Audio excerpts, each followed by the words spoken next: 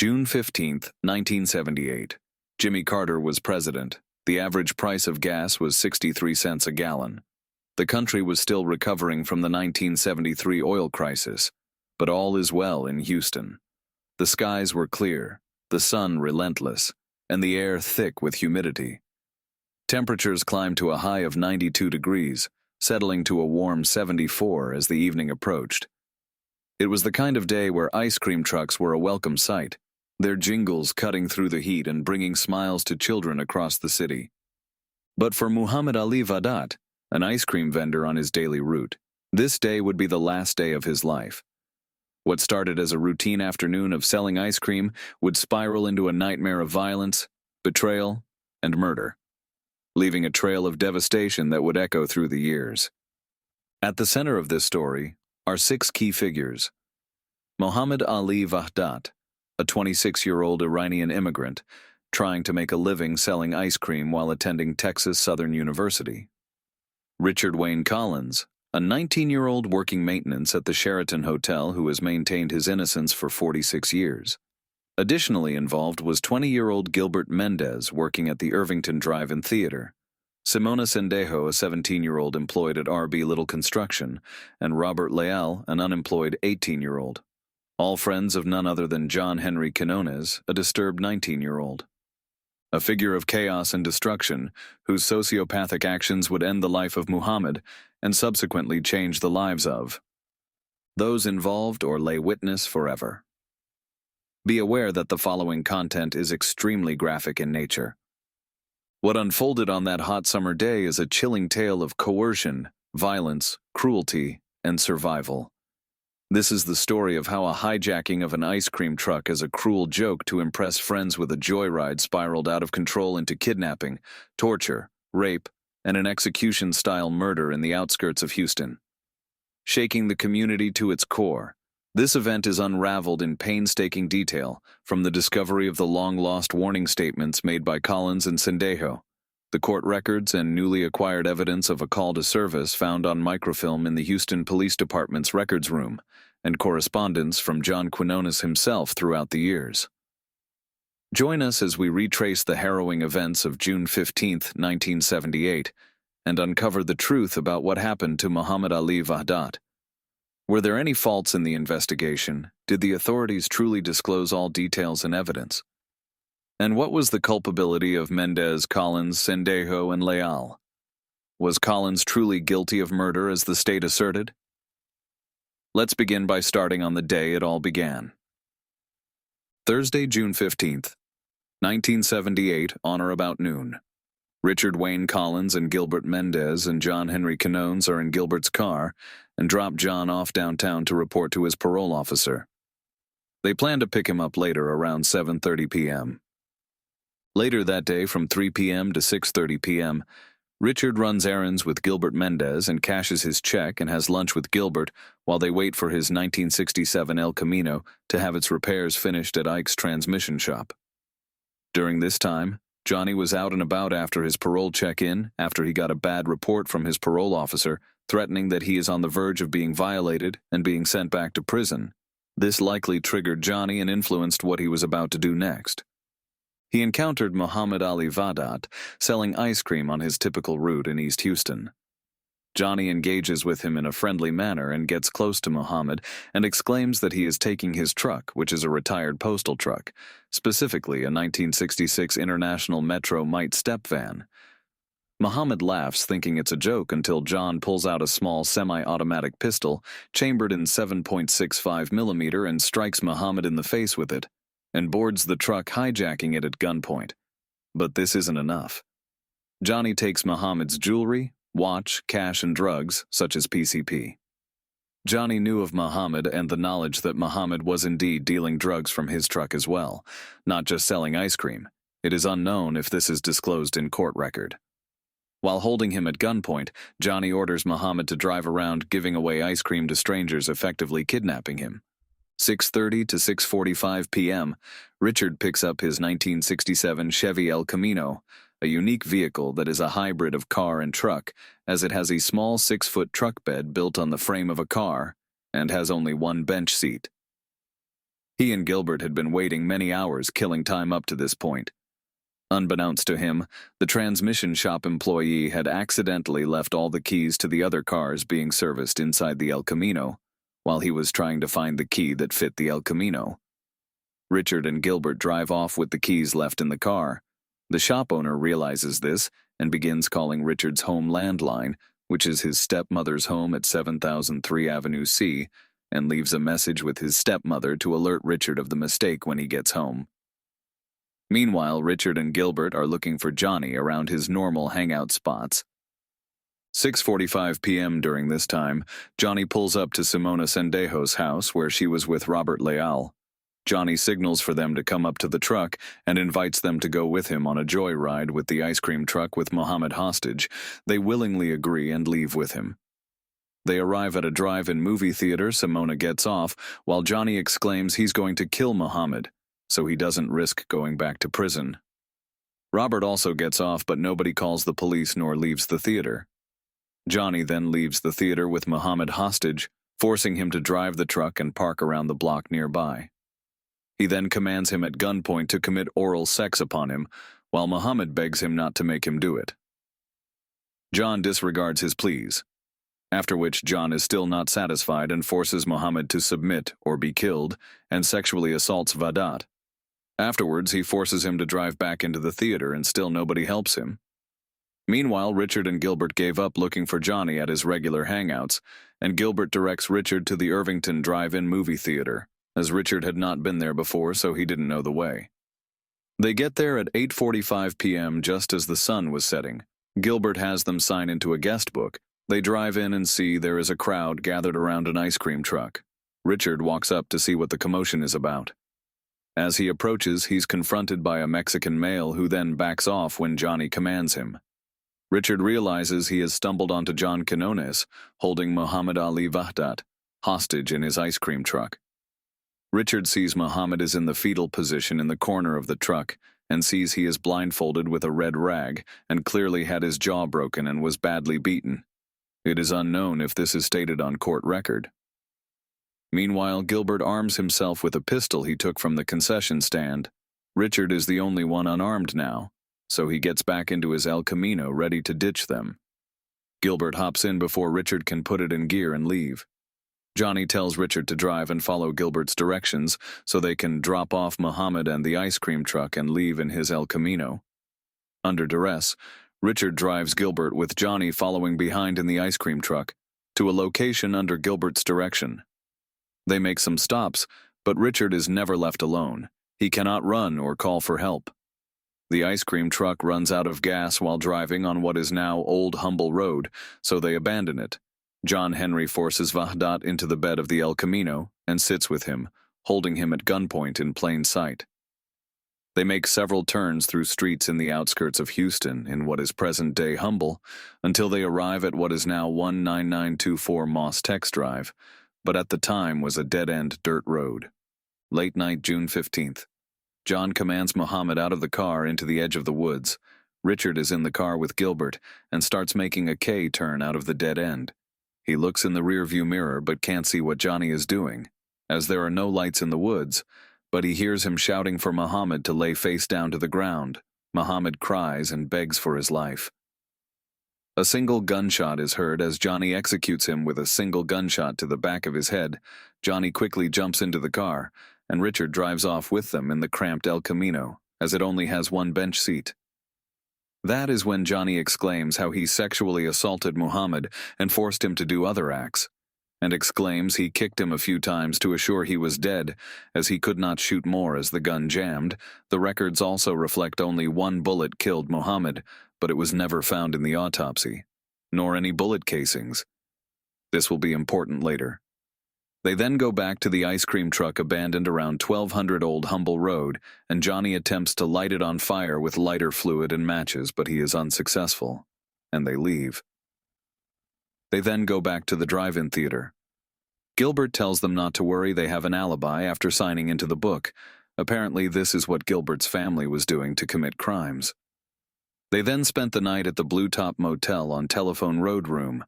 23 where Johnny reveals he had gotten some drugs from Muhammad as well and offers it to Richard, who is not known to turn down free drugs. Under great pressure and out of fear of arousing suspicion that he was not on board with murder, he reluctantly accepted and shot an unknown substance via syringe and passed out. Friday, June 16, 1978. The day after the murder, Johnny and Richard go to a halfway house near Westheimer to get some of his clothes. Johnny was driving the El Camino as Richard had still not recovered from the effect of the drugs and was drifting in and out of consciousness. They picked up a girl around Westheimer and drove around. Johnny then stopped at an auto parts store and replaced a headlight on the El Camino. On or around 4 p.m., local neighborhood children discover the body of Muhammad Ali Vahdat in the wooded area on what is Mostex Road. The police report no visible cause of death and also misidentify him as a Mexican male in his 30s. 8:45 p.m. Johnny drove back to the drive-in theater again, signed into the guest book, and walked off with the keys to the El Camino. Richard was finally alone, but with the unknown female who was also incapacitated after taking the drugs, he was able to stand back up and looked for his keys to ditch Johnny at the theater. He couldn't find them and walked into the concession stand looking for Johnny. He witnessed Johnny jokingly try to presumably sell Muhammad's stolen watch to Alfred, the movie theater manager, as they both know it was evidence of the murder. Johnny then drove Richard with the unknown female back to Blue Top Motel, this time room 22, where they spent the night. Saturday, June 17, 1978. 2 days after the murder, Richard wakes up to find his car, wallet, and keys were all gone, and found that Johnny had left him alone with the murder weapon on the bathroom counter. Richard was a felon on parole. He could not take possession of the gun to turn it in, nor felt that he had the credibility as a felon to come forward and be believed to not be a party to the murder, especially as he had not fully recovered from the drugs he had taken under duress and could easily have parole violated just for that. He feels he has no good options, so he opts to call the police and feign ignorance on its origin. Anything to ensure the police take possession of the gun so Johnny couldn't use it again or dump it or destroy it. Richard also was conflicted on whether he could even truly tell police if it was a murder weapon, as he never actually saw if Johnny really had shot Muhammad, if he was actually dead, nor did he know if his body was found, nor where they drove to, as he had no idea where Gilbert directed him to go. He was a terrible witness in his eyes. He uses the phone at the front office to call the police, and an officer, Lucas, responds. He stated as the complainant for the call to service that he could not remember what happened, but may have been robbed of his wallet and car, and a gun was left behind. He never touched the gun in an attempt to assure Johnny's fingerprints would be conserved. The responding officer collected the weapon and filed it as found property, in contrast to the Court of Criminal Appeals' response to Quinones' appeal. They claim the court record reflects that the state claimed Richard was arrested for unrelated charges on June 17th, relinquished the pistol, and then confessed to the murder when questioned. The newspaper clippings concur this as well, but this newly obtained call for service on June 17, 1978, says otherwise, as Richard is listed as a complainant, in fact, which is aligned with what he always stated happened. This call for service has never been available until now. After finding the report number on 46-year-old court documents, the HPD Records Division located the microfilm record of this call to service, which will be transcribed here. The officer takes Richard to a police substation at Park Place and calls the transmission shop to verify Richard's story of his car. They confirm and ask for the officer to find the keys they left behind if the car is found. They check Richard for warrants and the gun to see if it was reported stolen, and nothing came up. The call for service also suggests a case was found alongside the gun. As mentioned earlier, no bullet casings were found at the scene of the crime, suggesting this may indeed be the single case from the bullet that killed Muhammad, and like most serial killers, John Henry Quinones kept it as a trophy. It is unknown if this casing is addressed in court. Officer Lucas calls Richard's stepmom to pick her son up and mentions the car being stolen. She tells them that in fact his El Camino is in her driveway, but doesn't know how it got there, which is a lie. Richard states she tells him later Johnny dropped it off at his house when he presumed Richard had been arrested when he saw the police car parked in front of the motel. The El Camino was never collected or swabbed for evidence. Monday, June 19, 1978, 4 days after the murder, Richard contacts detectives Susan Nixon and Arthur Collins after seeing a clipping in the Houston Chronicle that provided a number for tips on the murder, which is evidenced by this Houston Chronicle clipping enclosed, making it true and correct. Susan Nixon also states this date is the day Richard made a written statement to her, but this statement is nowhere to be found. Christina Rosas, who was a witness, testified she also saw this newspaper clipping, but didn't call police. Wednesday, June 21st, 6 days after the murder, Richard meets with Detective Nixon and Collins to view the crime scene. Thursday, June 22, 1978. 7 days after the murder, Richard agrees to wear a tape recorder and records incriminating audio of John Henry Quinones. Friday, June 23, 1978. 8 days after the murder, 3:22 p.m. Richard makes his warning statement and alleged polygraph test, which is never found. He is not detained or arrested. He is free to leave and goes home and shortly sells his El Camino as it's never collected as evidence or searched. Tuesday, June 27, 1978. 12 days after the murder, 8:45 p.m., Simona makes her warning statement about what she knew of the kidnapping and later murder. She was not charged, even though she could have saved Muhammad's life with a phone call to police when Johnny left the theater to assault Muhammad and again left to kill him and abandon the truck. Same day, June 27, 11:55 p.m., John Henry Quinones has an official complaint filed for the murder. Wednesday, June 28, 1978. 13 days after the murder, John Henry Quinones is arrested for the murder. Thursday, June 29, 1978. 14 days after the murder, John Henry is appointed Terry Collins and Stanley G. Schneider as his attorneys. July 19, 1978. 34 days after the murder, Johnny's indictment is improvised to become an indictment for Richard Wayne Collins. Friday, July 21, 1978, 6 p.m. Richard is suddenly arrested while working his shift at Texaco on Harrisburg near Wayside. July 26, 1978. 36 days after the murder, Richard is assigned Sam Adamo to represent him. Tuesday, September 13, 1978. 90 days after the murder. The defense for John Henry learns of the existence of the covertly recorded audio tape, despite the prosecution previously not disclosing it at pretrial when asked if any audio tapes exist. To be discovered, multiple attempts to obtain this tape by the defense failed during the rest of the week. Monday, September 18, 1978. 95 days after the murder. The trial of John Henry Quinones Vert of Texas begins. Limited information is known on the trial, as we have been unable to obtain transcripts from the Harris County District Attorney's Office, nor the Court of Criminal Appeals.